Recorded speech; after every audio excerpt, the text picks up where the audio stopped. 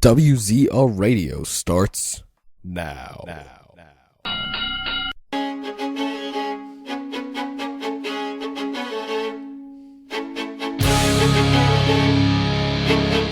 You can join us in the live chat room at WZROnline.com/chat or call into the show at 518-712-3070. I'm coming up for air so I can check myself again and I stand proven to the man but sheltered confidence returning. Now, here are your hosts, Matt Boone and Ryan Clark. How's it going, everybody, and welcome to the Tuesday, April 13th, 2010 edition of WZR Radio here on WZROnline.com. I'm, as always, your host, Ryan Clark. Back after taking a week off last week. Sometimes it's good to take a break for a week or so. So that's what we did last week, and we're back tonight. We got a lot to talk about. 2 weeks worth of news, rumors, spoilers, all sorts of good stuff. So we're going to be here from 7 to 9 Eastern Time, as always, tonight. Lots and lots to talk about. Matty Boone, what's what else is good to do? Sometimes it's good to take like a year off, too. We should try that sometime. I'll tell you what, man. Today was pretty brutal, especially this afternoon. I had known this, too, because they did the tapings today from, I believe it's London. The O2. Yeah, the O2 Arena out in London. So we had SmackDown tapings and NXT and Superstars, and we had the same stuff yesterday. And, you know, it always seems to come out at the same time. You know what I mean, dude?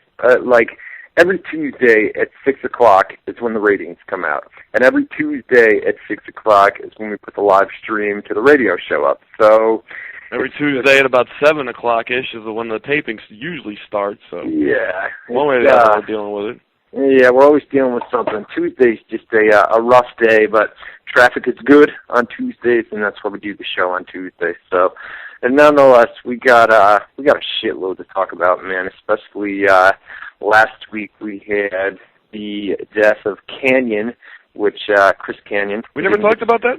No, we didn't get to talk about that. We were going to do that. I feel like we had for some reason. I don't know. No, it happened. I think it happened. It was Friday night, not weekend, I remember that, but it wasn't this past weekend. It was the previous one, right? Yeah, I think it was not this past weekend, not this past Friday, but it was the previous weekend. So we had done the show on Tuesday, and then it happened on Friday night, Saturday morning. I believe they found him on Saturday morning. So we've got to talk about that, and then we had Jesus, man, Saturday night. As far as boxing and UFC were concerned.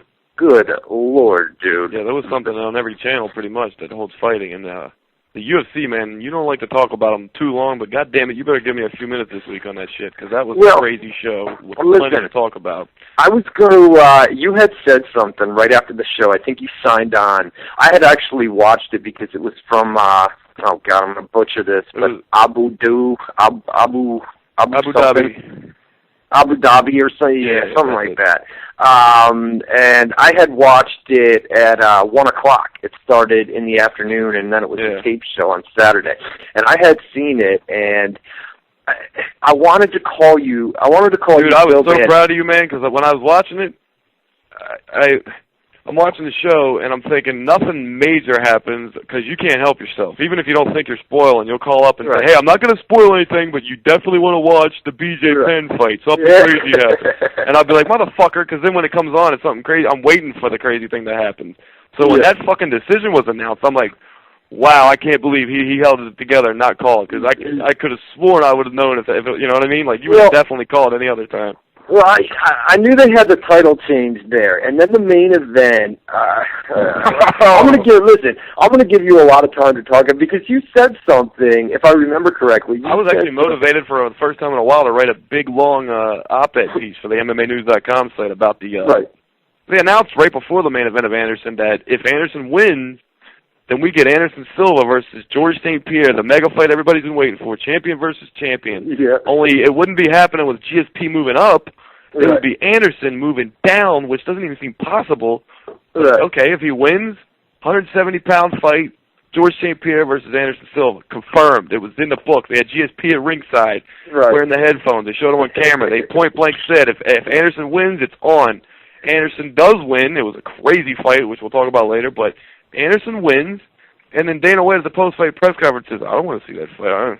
Who wants to see that? I don't want to. I want to see that fight. I don't give a fuck if he had a point. But I want to see it. listen, you said something.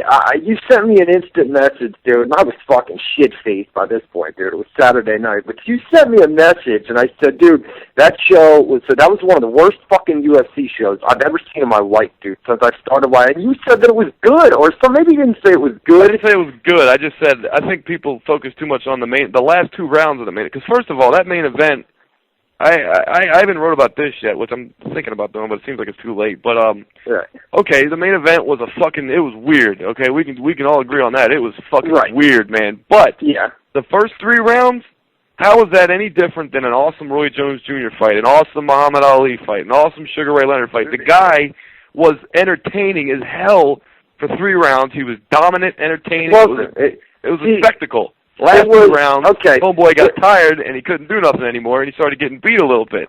Well, okay, I'm glad that we agree on that, because it was clearly obvious that Anderson was tired in rounds 4 and 5. Okay, agreed. The first 3 rounds of that fight, dude.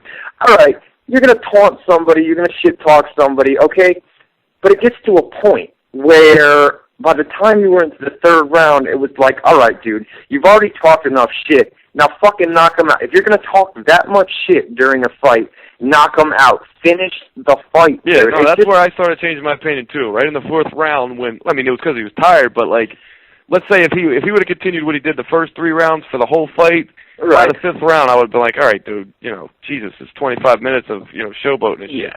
But the other thing that you need to point out is that it wasn't just 3 rounds of clowning Damian Maia, because he would make him look like an asshole, but then he would hit him with a flying knee or a fucking, great punch to the face. It wasn't like he wasn't damaging the guy. The guy's face was a mess. I mean, he was hurting him. But how often did he hurt him, dude? I mean, there were times where sure he'd hit a couple punches or he hit a flying knee or something like that, but it wasn't that often, dude. It was I know. And then you came off the 2 fights before that were BJ Penn and Frankie Edgar, which went 5 rounds. And listen, when I went into that fight, it was BJ Penn and it was Frankie Edgar. Frankie Edgar, no doubt.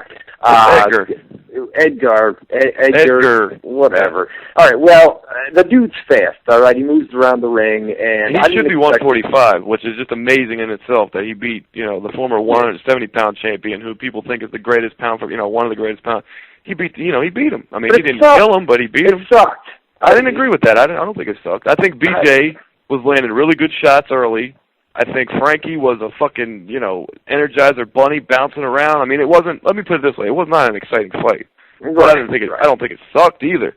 And I thought the Henzo Gracie, Matt Hughes fight, you gotta understand, I'm such a huge Henzo Gracie fan. I would say my favorite fighters are Rampage, GSP, and then maybe Nogueira and Henzo tied at 3rd. But Henzo Gracie, I love that guy so much. I've interviewed him a bunch. He's the nicest guy you would ever want to meet in the world. He's the nicest guy in the world. Right. He's a legend. So I'm watching the fight. In the first round, I'm watching Hughes try and take him down, and he can't take him down.